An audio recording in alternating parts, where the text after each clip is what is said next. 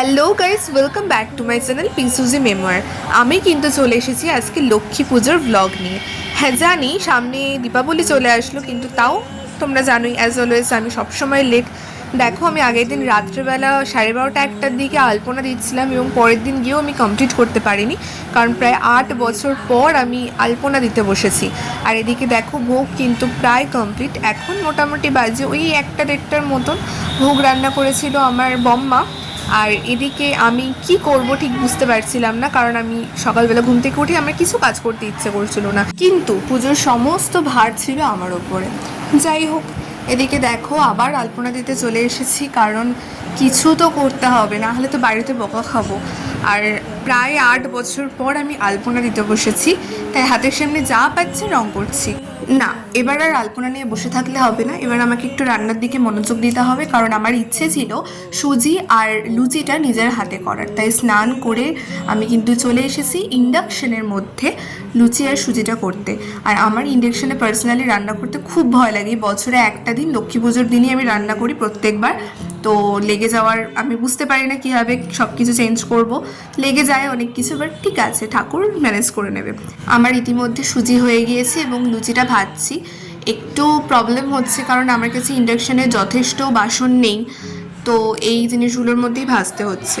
দেখতে দেখতে আমার রান্না কিন্তু একদম কমপ্লিট। তো চলো তোমাদেরকে একটু ফাইনাল আলপনাটা এবং সাজানোটা দেখিয়ে দিই।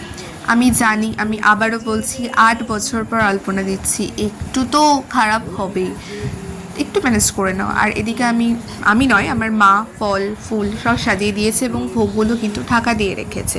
তো চলো দেখো আমার মা লক্ষ্মীকে, এবং ততক্ষণ আমি কিন্তু একটু সেজে আসি।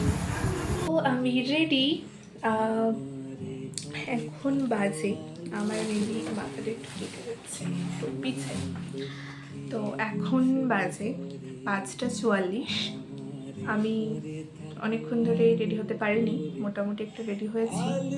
আর আমার আবার সেই ক্যামেরার সামনে বসে থাকার সেই এনার্জিটা চলে এসছে, যে বসে বসে বলার। এই ঘরটা আমার ওরকমই সেট আপের। তো ফার্স্টে তোমাদের সাথে শেয়ার করি যে আজকে আমার আমি আগের বছর যখন পুজো করেছিলাম, তখন আমাদের এটাই প্ল্যান ছিল যে আমরা হচ্ছে লুচি সুচি এগুলো করেছিলাম। তখন আগের বছর ঠিক কী কী করেছিলাম মনে নেই, ভোগের জন্য তখন আমি পুজো করেছিলাম, কোনো ব্রাহ্মণ দিয়ে পুজো করানো হয়নি। এবার দেখলাম ভোগের জন্য খিচুড়ি, তরকারি, পায়েস, লুচি সুজি সবই যখন হলো, তাহলে তখনও ঠিক ছিল আমিই করবো। একটু পেছানো উচিত, আচ্ছা। তখনও ঠিক ছিল আমিই করবো, তারপর হঠাৎ করে ঠিক হয়ে গেল যে না, ঠিক আছে, আমি না করে যখন ব্রাহ্মণ অ্যাভেলেবেল হয়েই যাচ্ছে একটা দাদা, তাহলে ব্রাহ্মণকে দিয়ে করানো যাক। তো এখন সেটার জন্য বসে বসে অপেক্ষা করছি। আর লক্ষ্মী পুজো মানে অলওয়েজ সন্ধ্যাবেলার টাইমটা বেস্ট।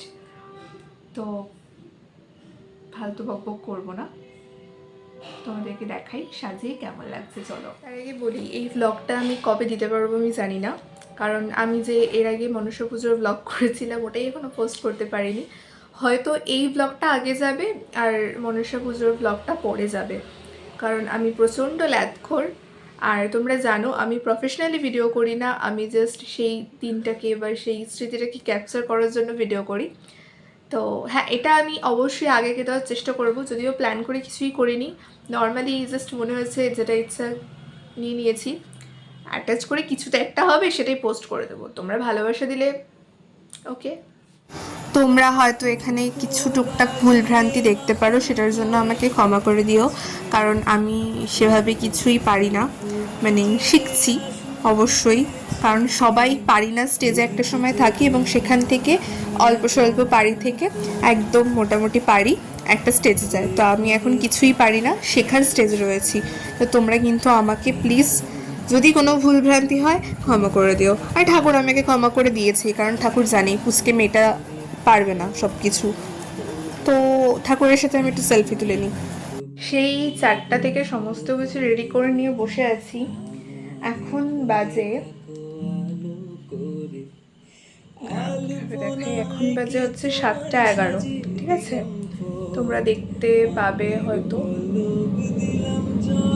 যাই হোক, এখন বাজে 7:11, এখনও ঠাকুরমশাইয়ের আসার কোনো নাম গন্ধ কিচ্ছু নেই।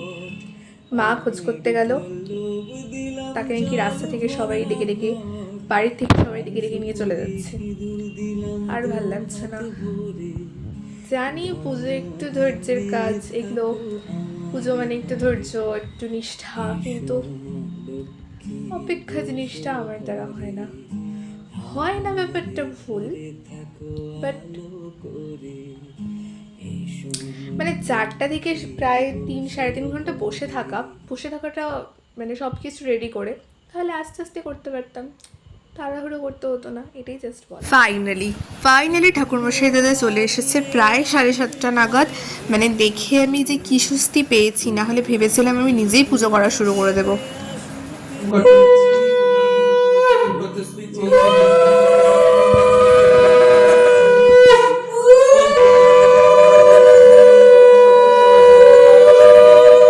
এই গোটা ব্লগে তোমরা আমার মাকে কোথাওই দেখতে পাওনি এবং এখানেও সেভাবে দেখতে পাচ্ছ না, কারণ আমি কোনো কাজ করছি তারপর সেই জিনিসটাকে সেখানেই রেখে দিচ্ছি।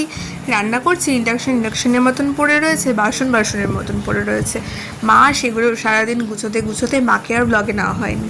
তো চলো এবার কিন্তু আমার অঞ্জলি দেওয়ার পালা, তো চলো অঞ্জলি দেওয়া যাক। ভক্তি আর ব্লগ দুটো কখনোই একসাথে হয় না, তাই আমি ভাবলাম ভক্তিটাই করা যাক, ব্লগ পরে হবে।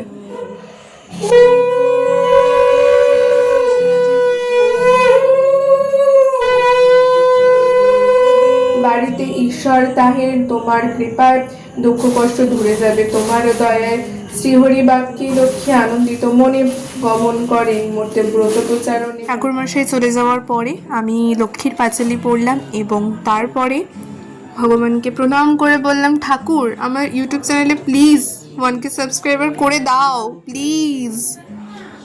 আমার পুজো শেষ হলো, জানি আমার পুজো শেষ হলো, এখন বাজে 8:10।